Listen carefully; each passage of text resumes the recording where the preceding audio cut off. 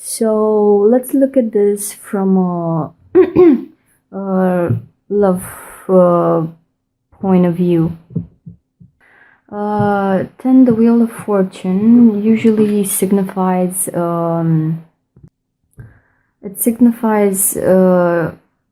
change, like you're going through the cycles of life, because you see here the darkness and the white, the play of night and day. You also have the 4 seasons here and all the zodiac signs, and I don't know if you can see it, but they're here everywhere.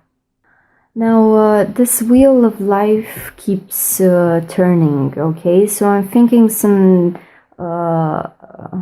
the season is changing, so it also brings about change in your life. But I think if you were to consider reality as being, the matrix, this matrix is shifting now. So you need to be prepared to for this seasonal change. Okay, this can also be hazard. This can also be an event happening just by chance. Like winning the lottery or things of the sorts. It can be like that 0.000 some 1% of such an event happening in your life. Now, this comes before the Empress. So I'm thinking that you start off the month of May with something that maybe you didn't expect. You may be expecting some sort of change, but you're not expecting this Wheel of Fortune, like the tectonic plates of your life shifting so rapidly with this card here, because you're about to enter a new season. Now we have, I usually see this card, the Wheel of Fortune, tied a bit into the Uranus energy. So Uranus is gonna enter Taurus, as you can see the cow here in both the Empress card and the Knight of Swords. And Uranus brings about sudden change, needed change, because some things in our life we've overgrown and we need to just throw them out. And if you're too fixed in your position of holding those things in your life, Uranus is just gonna swoop in like a wrecking ball, and just shift things in your life. It also may be the creation may want you to experience new things, put you in new situations. And after the Wheel of Fortune, you have the Empress. Now, the Empress, I think this is your energy for the month of May, because the sun is shining, and I think you're very in tune with it as a Leo. Now, the Empress, she's a very creative person. She is a female energy representing nature. Nature is very outgiving, also like this cow here, because you know how we used cows throughout the ages for meat, milk, skin, and all other sorts of byproducts. Now, you need to cherish all the things that you have to give, Leo.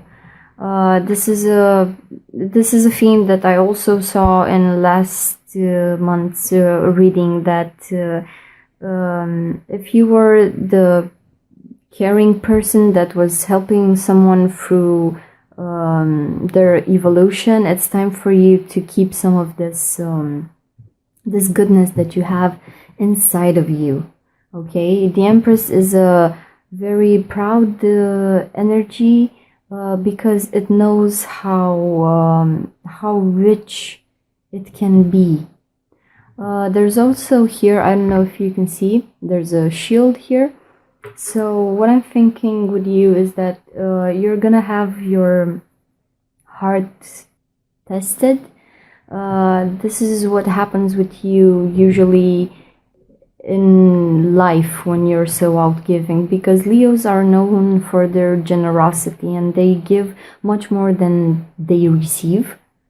But when you're a bit stressed or you see people acting less than ideal on the outside, with this shield here, I know that Leo's heart is affected in some sort of a way. So really do take care of this inner beauty that you have. Now, while the Empress is somewhat turned towards this wheel of fortune, this event happening here, she's also looking over her shoulder here. Now, what's happening with you mainly in the month of May is that you're being attacked from one side, and you also have to do some damage control here on this side, like adjust to the change. So you're being cornered in a way. Yeah, you're caught in the middle of random events and another person here. Now, the Empress usually signifies the one. It's like I'm seeing you being the one for someone, but they have this weird way of relating to you. Maybe they don't know better, but here with the Knight of Swords coming after the Empress, I'm thinking that this person is coming in a not so good way, because the Knight of Swords is swift movement towards action. It's either going to wage a war or actually trying to protect something by means of war. So the Knight of Swords is it's not an emotional card. It's quite the opposite. The Knight of Swords has armor on him, okay? So he's being shielded because he knows what's coming towards him. In this spread, he is trying to protect the Empress. So what I'm thinking with you is that while you're trying to take care of your heart here, so you can manage the changes that come with the month of May, you also need to shield up and wage some sort of a war towards a person that's coming with a bit of a shady energy towards you. So yes, the Empress is a very emotional card, because it's the outgiving mother, like the cow that gives her milk and meat and skin for the whole of humanity to indulge in the products of nature mostly. I'm thinking that now you actually need to get real and protect yourself from that which is coming. And the Knight of Swords is also riding a bull, but this bull here, its fur is white, and he has a decoration here that is red. So what I'm thinking is, and also I don't know if you can see on the Empress card, the cow here also has this white and red color combo on the flowers here. It's like, I think there's you have this sort of a wound somewhere inside of you, okay? It's like the lion is bleeding, but he still goes on. This is the funny thing that I wanted to tell you about the reading. Before I started shuffling your cards, I was walking around the house and actually something pierced the skin of my foot. And I was reminded of the general theme of the Leo in all cartoons, that he's a raging lion, he is greater than life, but even the Leo, he can actually stomp on something and have that in his palm, in his foot, in his paw. Okay, so he cannot get it out. He actually needs someone else to surgically remove that for him. But he's bleeding, like drop by drop of blood. He is bleeding in a way. And now with the Knight of Swords here, with this color scheme with the white and the red, I'm reminded of those spiritual warriors. We're talking about crusaders and Templars. So they had like this holy mission to carry out in the name of certain religion, and they thought they were very righteous in their mission. So what I'm thinking here with you is that you have this wound, you're bleeding, but you're somehow trying to protect yourself from this outside force that's coming to lay is trying to control you in a way. And how can you control a lion, really?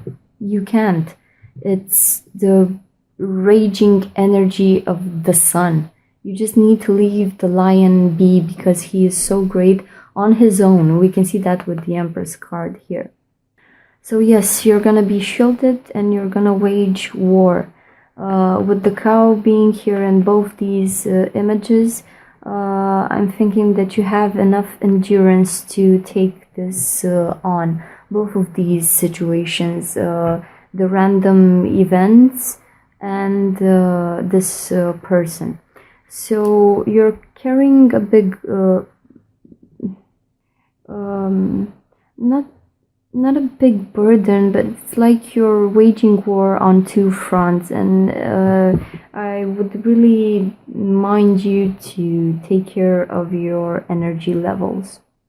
The Empress has a lot of creative energy inside of her, and yes, she may be self-sacrificial at some points, but here it's like I'm thinking you see this other person, this other person coming in, swooping in, and you know what a toll they're gonna take on your being and your energy. So, waging war towards this person. Now we have this person here, 9, the Hermit. So the Hermit usually goes in a cave. He retracts from society, and he uses this light that he has here in his hand, the light of his conscience, to gather knowledge from inside of him. He's also doing some sort of detective work. So this person may be coming towards you in a very shady way, in a very inquiring way. It's like with the sun shining here in the Empress card, and the Knight of Swords having a lot of light colors in the card, it's like you're ready to wage war during the day, out in the open, being very clear about things. And this person here, he's like trying to contact you, trying to communicate with you in very shady ways during the nighttime, when you're alone, on through messages which only you and they can see, and they're actually observing you during this time. Now, the Hermit card, I don't know if you can see here, but he has some keys here. And this time thingy, I forgot how it's called. The hourglass. Okay? Now, the hourglass, yes. First, let's talk about the keys. He has some keys here. It's like he knows. He either knows you or he either knows how to handle different situation. That's why he holds so many keys. It's like he knows how to shift himself or which way to turn the conversation as to gather knowledge upon the other person. Okay. But also here down on the earth, he's dropping some keys. Okay. So what I'm thinking is that this person is very slick in their communication or in their endeavor. Not only are they coming hooded in the midst of the night trying to communicate with you, he has many keys of understanding, and he's trying to different methods or different things to relate to you.